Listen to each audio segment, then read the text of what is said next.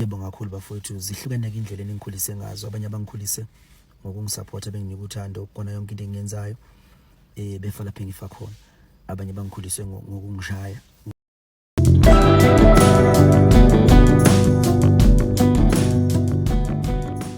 Hello everyone, I hope right sokulakho lohamba kahle. Umthandeni ke wenze ivideo ebonga kubalandeli bakhe. Akazange ke ababandlulule kulento le ayenza kulamasonto aphelile kuqala unyaka kuze kutrenda nje ukuthi uthe ama-80s nama-70s awamenzeli lutho. Kulokhu-ke ukhombisile ukuthi uyazisola, walibona iphutha lakhe, akazange-ke abahlangule, akazange ababandlulule, ubahlanganise bonke abalandeli bakhe. Without-ke ukuthi ngilibele ngikumoshela isikhathi sakho, yazi ukuthi angithandi ukumoshela isikhathi sakho. Asike sihambeke siyoyibuka leyo video. Ngiyacela ukuthi uma uthi uyaqala ukufika lana, please usubscribe phela ukuze ungaphutheli amavidiyo afana nalawa. Asike sishone khona-ke. Ngongenambandela nje nangaphandle kokuthemeleza, ngiyabonga kakhulu mina ngingumthandeni. Ngiyabonga kakhulu bafowethu kubantu abangikhulisile nje ngimncane. Kwaya ngakhula nje ngaze ngaba indojiyana njengoba sengindojiyana ngoba phela ngikagani. Ngithi ngindoda ngokupheleleyo. Ngiyabonga kakhulu bafowethu, zihlukene ke indlela engikhulise ngazo. Abanye abangikhulise ngokungisupporta benginika uthando kona yonke into engiyenzayo, befa lapha engifa khona. Abanye bangikhulise ngokungishaya, ngokuqwaqwada nangokungihlukumeza nangokungihlupha. Lokho kwangiqinisa ukhakhayi. Ngikhuluma nawe nje, mina ngiyakwazi ukuphila esikhathini semvula futhi ngiyakwazi ukuphila naselangeni. Ngikwazi ukumelana nazo zonke izimo zempilo eziqhamukayo. Ngenxa yakho njalo ukukhuliswa yini bafowethu, ngiyabonga. Nangivotela ngo-2023 kuyingoma lapha na iParis, ngaphuma unombolo 2. Kwaba into enkulu kakhulu leyo kumina. Ngingazi nje ukuthi ngiyophuma unombolo 2 ukhosini FM, umsakazo omkhulu kangaka nomdala nakangaka.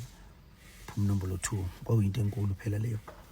Ukhozi nje luyinto ehlonipheke kakhulu kuthina sikhulile emakhaya le kwanje ayiphumi. Ziyazi ukuthi into ngisho kuthiwa ikhulume ukuphuma okhosini, obezwa ngisho anti besho bethi kuze kwaphuma indaba ezinokhosini. Babekhola yonke into ngalesa sikhathi sethu sama-80s. Nento iphuma ephepheni, mayike yabhalwa ephepheni lonto, hawu kwakuba impela into indaba isegudwile kuthiwa uphume ngisho emaphepheni. Uyisigebengu impela lo mfana, uyabona. So ke nje ngangazi ukuthi umuntu uyozebhala nasemaphepheni kanje. Kade zinomcimbi nje lapha na emdletsheni sama experience. Bhala lapha kwisolezo, wabhalwa uyilanga. Yonke le nto le into umuntu ayibukela kude ngalezi khathi zakuqala. Kodwa ngenxa yesupport nje yini bafowethu, siyayithola sibhala emaphepheni, siyayithola sisemsakazweni. Ukudlala nje ngengoma emsakazweni sekuwesike nokuthola ukuthi uzuphumela unombolo 2. Ngabonga nje kakhulu bafowethu kuleya nyanga.